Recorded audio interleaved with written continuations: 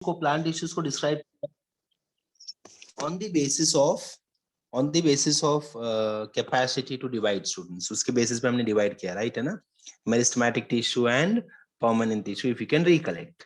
Now आज मैं plant tissue को एक और तरीके से क्लासिफाई करूंगा बेस्ड ऑन दी लोकेशन के बेसिस पे मैं उसको क्लासिफाई करने वाला हूँ, ठीक है। तो अब तक आपने ये पढ़ा, चेक करो, प्लांट टिश्यूज को अब तक हमने ऐसे पढ़ाई कर ली है कि plant tissues based on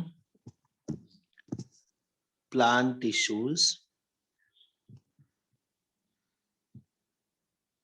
tissues को हम दो तरीके से स्टूडेंट्स क्लासिफाई कर सकते हैं। First is based on division, whether they can divide or not, whether they can divide further or not। तो उसके बेसिस पे तो आपने ऑलरेडी क्लासिफाई कर दिया है ना।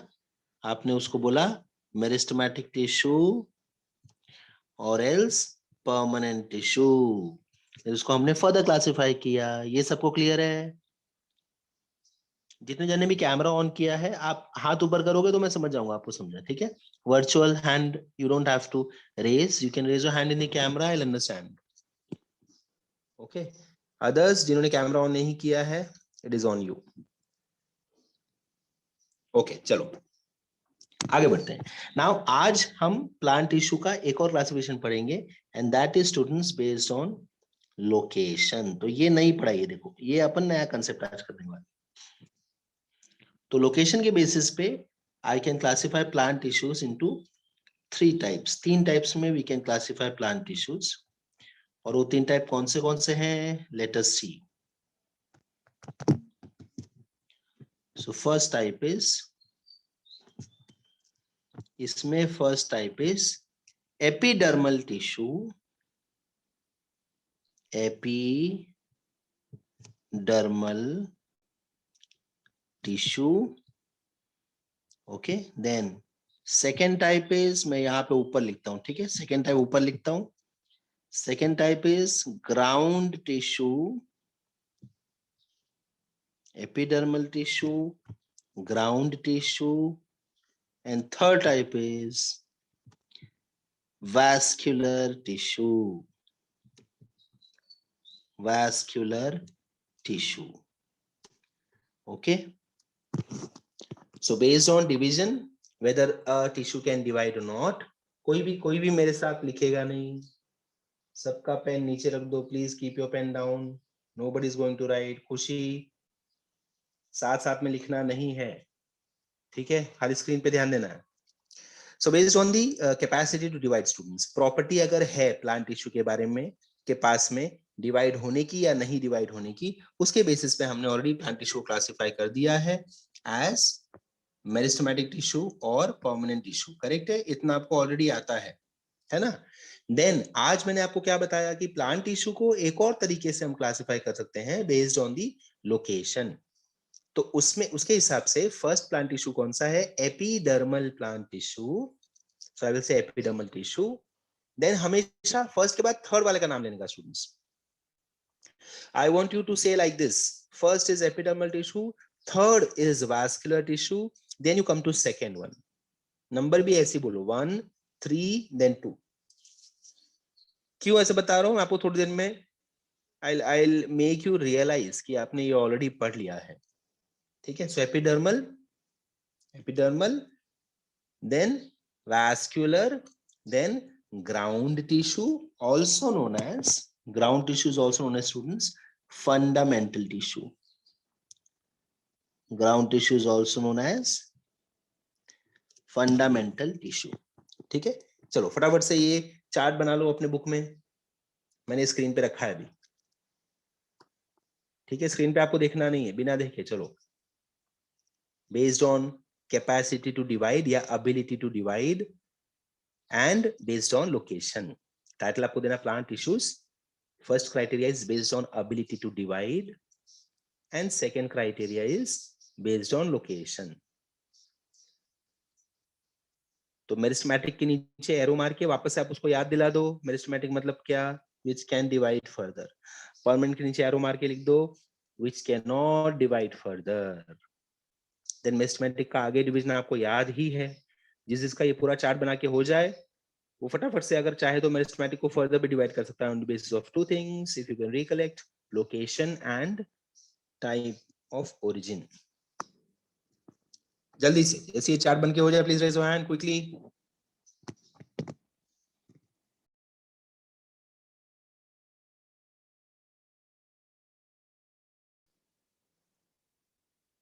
Okay, so I will revise फटाफट से। Plant tissues two types may we can classify based on the ability to divide. I can classify it as meristematic and permanent. Based on the location, we can classify it as epidermal tissue, first type, third type vascular tissue, second type ground tissue और fundamental tissue. मैं अब इसको delete कर रहा हूँ, ठीक है students? Now we'll start with the first type, which is epidermal tissue. Epidermal tissue से start करेंगे। तो अब मैं एक भी point screen पे नहीं लिखूंगा. I'll just mark the point number और मैं orally बोलता जाऊंगा. Again, I expect all of you to keep your pen down और मेरे साथ साथ रिपीट करो. रिपीट करना है, सुनना नहीं है, रिपीट करना है, ठीक है? सबको रिपीट करना है. रिपीट करोगे तो आपको सारे पॉइंट्स लर्न रहेंगे और मैं फिर आपको लिखने बोलूंगा थोड़ी देर में. Okay, you can lower down your hands. So epidermal tissue, students. Topic is epidermal tissue. तो पहले तो मुझे पढ़ना है एपिडर्मल टिश्यू, ये जो सेल्स से बनते हैं, कौन से सेल से बनते हैं, उस सेल का मुझे कैरेक्टरिस्टिक्स पढ़ने हैं. Understood?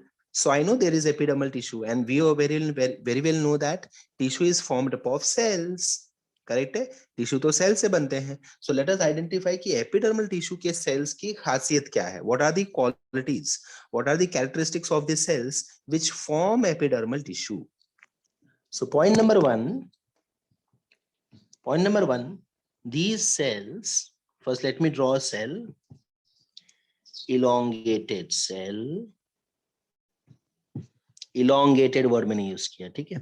Point number one is large vacuole. Point number one is these cells have large vacuole.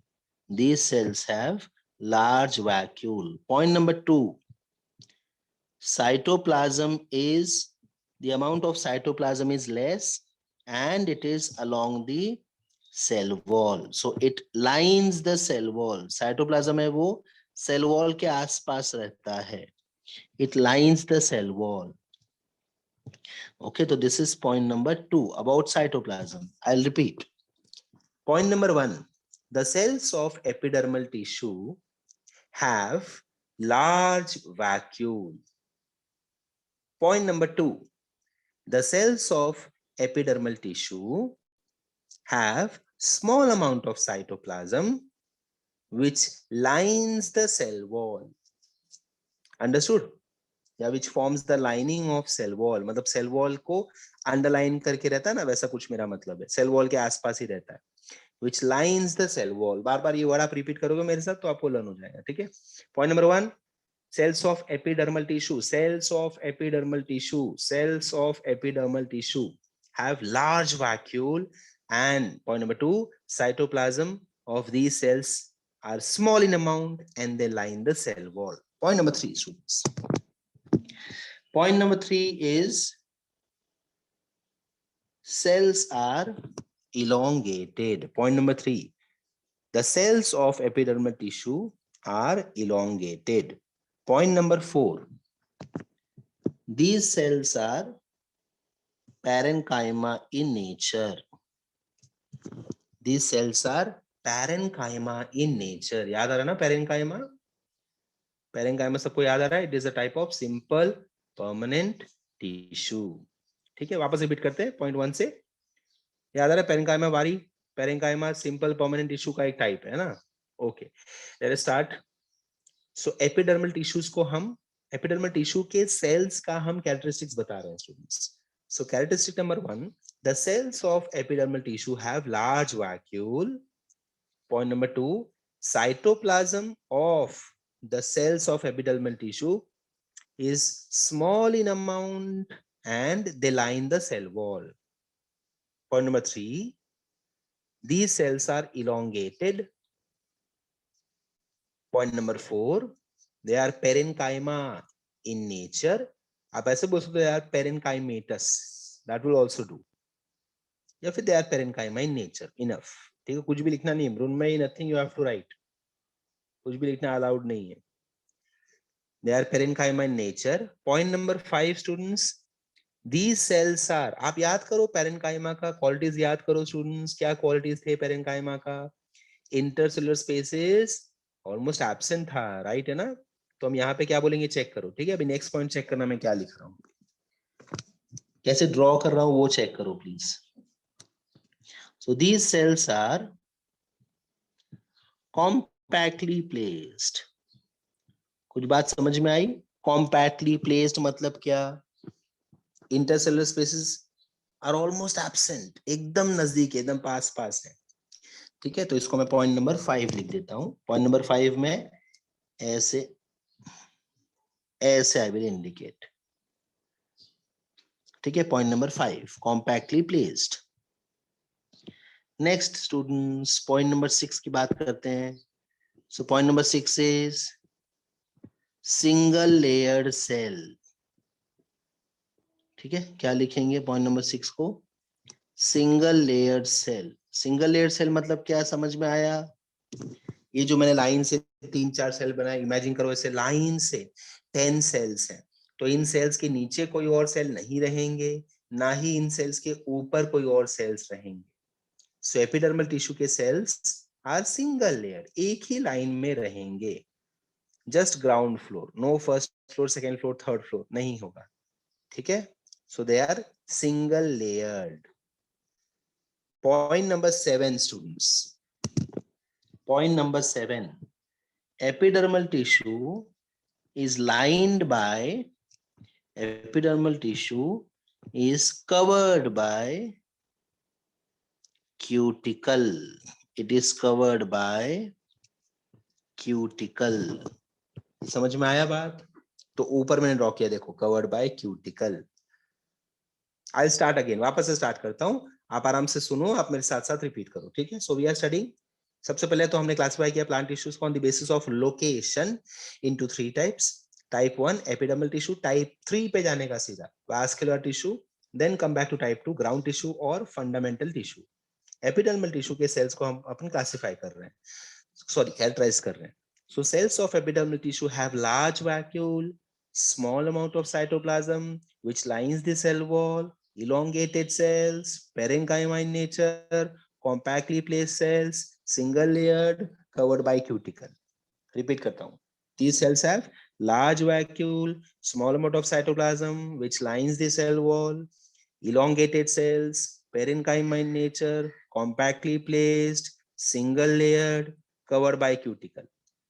Large vacuole, small numbers of cytoplasm, elongated cells, parenchyma in nature, compactly placed, single layered, cuticle से covered हैं. Is this understood? इतना बात clear है? Okay, शाबाश. Quickly draw this diagram, फटाफट से characteristics लिखो.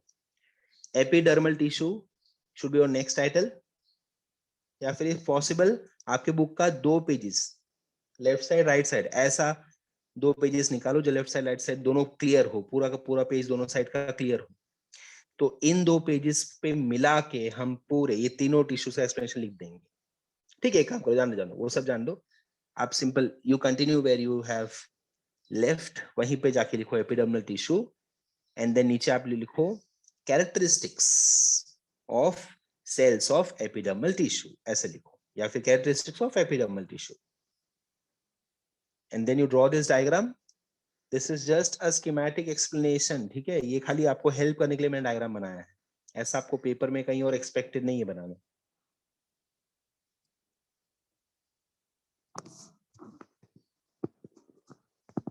I'll repeat sixth point. Sixth point is it is single layered, Humera. Single layered. ठीक है, cells are arranged in single layer, no multiple layers of cells. Cells of epidermal tissues are arranged in single layer. That is point number 6.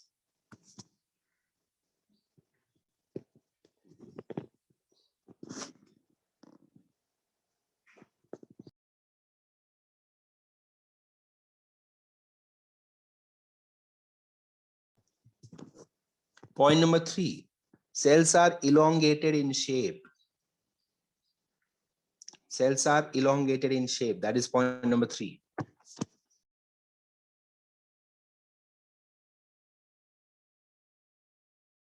Point number 4, these cells are parenchyma in nature.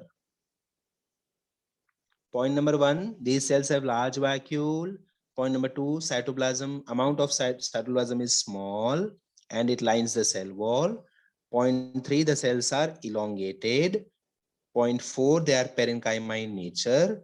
Point 5, they are compactly placed.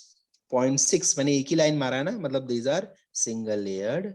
Point number 7, they are covered by cuticle.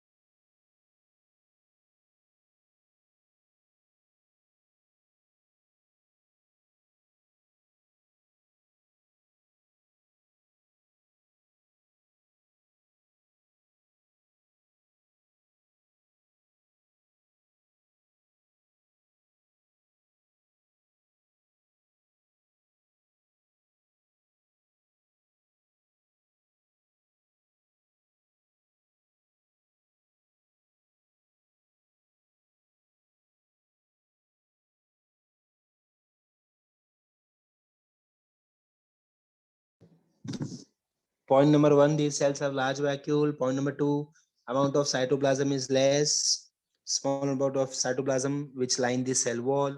Point number 3, the cells are elongated. Point number 4, they are parenchyma in nature. Point number 5, the cells of epidermal tissue are compactly placed. Point number 6, epidermal tissue has single layer of cells. Point number 7, they are covered by cuticle.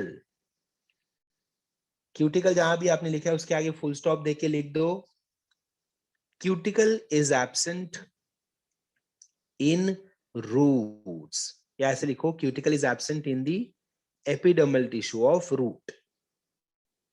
Cuticle is absent in the epidermal tissue of root. Done students? चलो सब pen रख दो नीचे. Keep your pen down. Focus over here. अब आपने क्या किया, अब आपने एपिडर्मल टिश्यू को, हमको ये बता दिया कि प्लांट्स में एपिडर्मल टिश्यू होते हैं. ठीक है, सबके सब यहाँ ध्यान दो, ऊपर ध्यान दो. टिश्यू रिकॉर्डिंग चालू है ना? Yes, okay. So we know that epidermal tissue, हमको प्लांट्स के पास एपिडर्मल टिश्यू होते हैं. अब आपका नेक्स्ट क्वेश्चन होना चाहिए, नेक्स्ट क्वेश्चन आपका ये होना चाहिए कि एपिडर्मल टिश्यू कहाँ कहाँ होते हैं सर? पूरे प्लांट बॉडी में होते हैं क्या? तो मेरा आंसर होगा यस. एपिडर्मल टिश्यू लीव्स में भी होते हैं, एपिडर्मल टिश्यू स्टेम में भी होते हैं, एपिडर्मल टिश्यू रूट्स में भी होते हैं.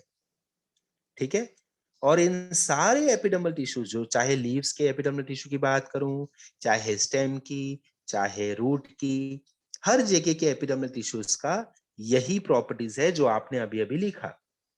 मतलब आपने एक्सप्लेनेशन सारे पूरे प्लांट बॉडी के लिए कर दिया. बट अभी सपोज इफ पलक ने मुझे पूछा कि एपिडर्मल टिश्यू जो रूट का है उसमें ऐसा क्या अलग है एपिडर्मल टिश्यू ऑफ स्टेम से एंड लीव्स से. सो हर लोकेशन के बारे में मुझे एक खास बात बतानी है. That means now we are going into the extension of epidermal tissue. ठीक है, सो अब नोट डाउन करते हैं, स्क्रीन पे ध्यान देना please. Now again I'll write the term epidermal tissue. Epidermal tissue. Epidermal tissue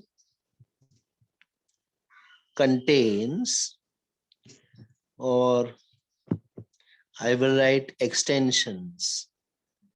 ये वर्ड जो है एक्सटेंशन, ये मेरे अंडरस्टैंडिंग के लिए है, ठीक है, ऐसा कुछ टेक्स्ट बुक में वर्ड नहीं यूज किया गया.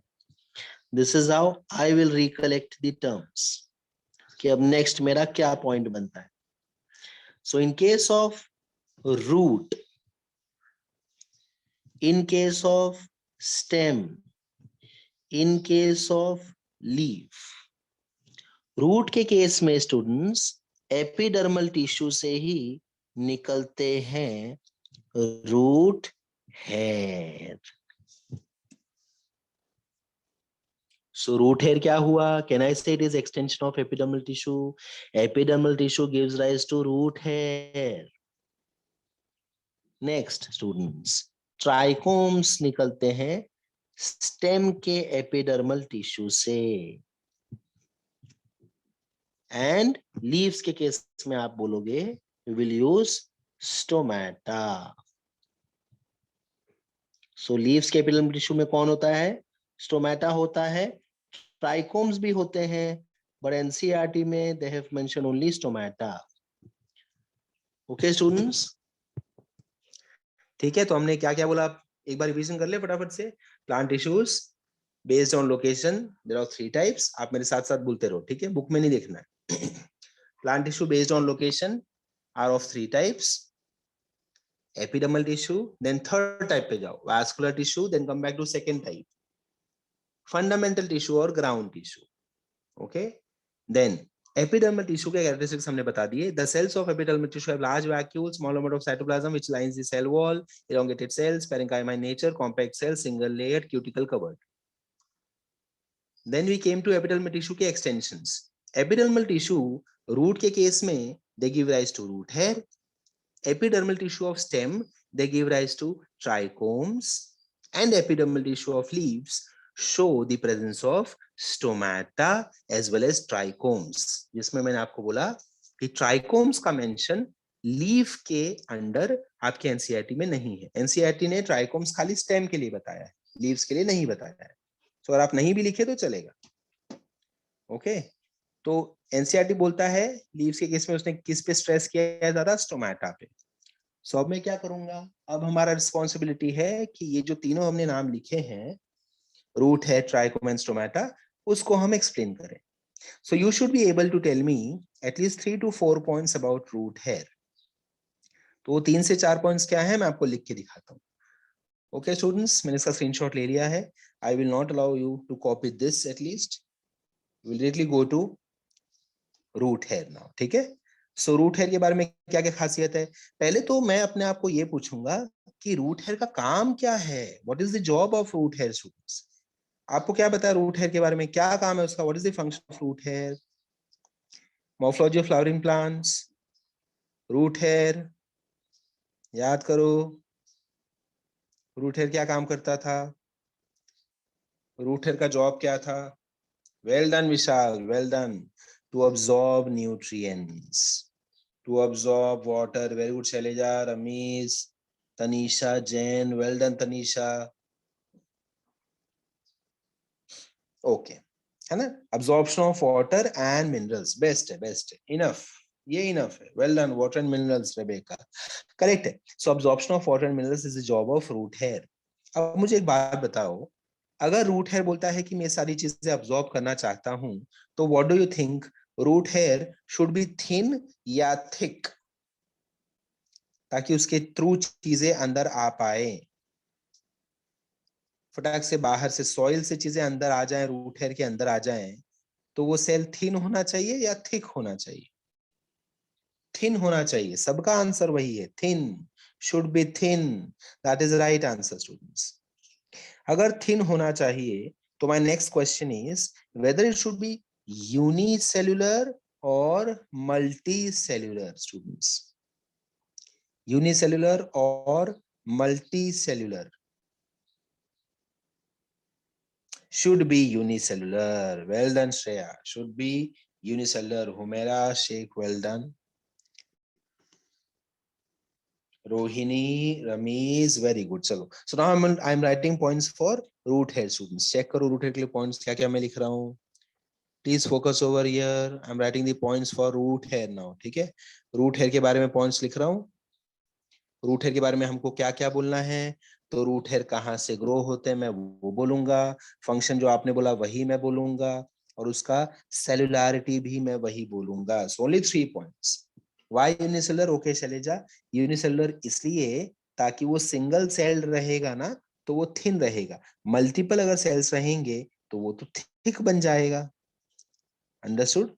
तो उसके थ्रू चीजें कम तेजी से उसके अंदर चीजें जाएंगी.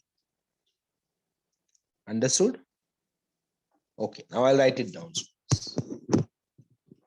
So root hair,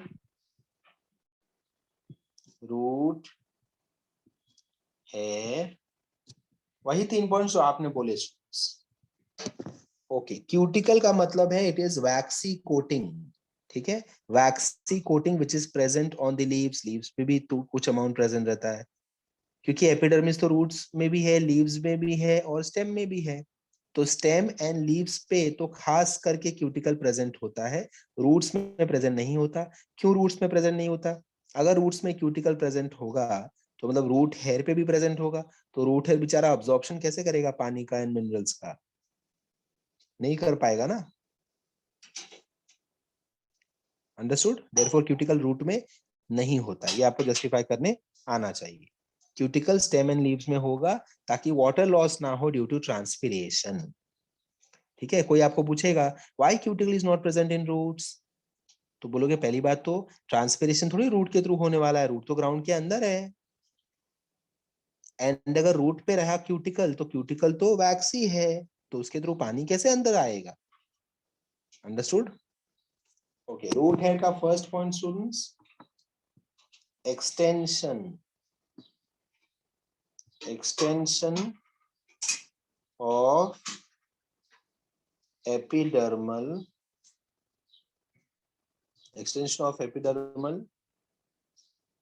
tissue of roots. Point number 2, unicellular. Point number 2 is unicellular structure. Point number 3 को मैं लिख देता हूं फंक्शन. ठीक है, सो फंक्शन क्या है? absorption of water and minerals. Absorption of water and minerals. Is this clear students? Clear है ये? ओके, इसको मैं इमीडिएटली डिलीट कर देता हूं. कॉपी नहीं करना है आपको. ठीक है, स्टार्ट एंड रिपीट करता हूं मैं. ओके, कोई कुछ लिखेगा नहीं. आपको नहीं याद आ रहा है तो you have to ask me, और मेरे पहले आपको बोलते जाना है. Then I will give you time to write, don't worry. So we started the lecture as types of plant tissues based on location. Type 1, epidermal tissue. Type 3, vascular tissue. Type 2, ground tissue or fundamental tissue. Next, characteristics of epidermal tissue. The cells have large vacuole. Point number 2, small amount of cytoplasm. Point number 3, elongated cells. Point number 4, parenchyma in nature. Well done, parenchyma in nature. Point number 5, compactly placed. Very good, Vari, compactly placed. Point number 6, एक ही line draw किया था ना, याद करो. Has single layer of cells. Point number 7, presence of cuticle. अब epidermis कहाँ कहाँ प्रेजेंट रहता है? रूट में, स्टेम पे एंड लीव्स में भी. रूट में epidermal tissue will give rise to root hair, stem में epidermal tissue will give rise to trichomes, leaves में epidermal tissue contains stomata. Very good. Root hair के बारे में point number 1, epidermal extension of roots या it is extension of epidermal tissue in roots. Point number 2, cellularity क्या बोला हमने, unicellular. And point number 3, function हमने बोला absorption of water and minerals. ठीक है, अब चलते हैं ट्राइकोम्स के बारे में students, trichomes. So next is trichomes. Point number 1, extension of epidermal tissue, extension of epidermal tissue of stem. ठीक है, सो इसको ब्रैकेट में लिख सकते हैं एपिडर्मल हेयर. ठीक है, रूट है जैसे आप बोलते हो वैसे स्टेम के लिए ये epidermal hair. Next students, it is multicellular. क्यों मल्टी सेल्यूलर? आप बोलोगे it is for prevention of water loss ना, वाटर लॉस प्रिवेंट करता है ये. तो अगर ये यूनिसेल्युलर रहा तो डोंट यू थिंक इसके थ्रू वाटर तो आराम से चला जाएगा. हम चाहते हैं कि ये लेयर वाटर ना जाने दे अपने थ्रू. करेक्ट है, अपने थ्रू ये वाटर ना जाने दे, हमारे लिए ये वाटर प्रिजर्व करे. This is what we want. Trichomes should not allow water to go through them. Therefore, trichomes should be thick. Therefore, they have to be multicellular. Okay. Next property, students, function. So, function is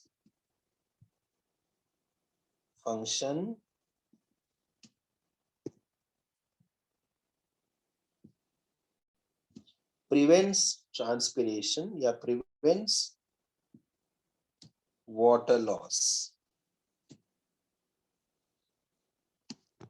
Prevents water loss by transpiration. By transpiration. Prevents water loss by transpiration. Then fourth point, they are soft. They can be soft या stiff. समझ में आया? They can be soft or stiff. Stiff मतलब thick रहेंगे, कड़क रहेंगे, या soft भी हो सकते हैं. Then students, fifth point, they can be branched or unbranched.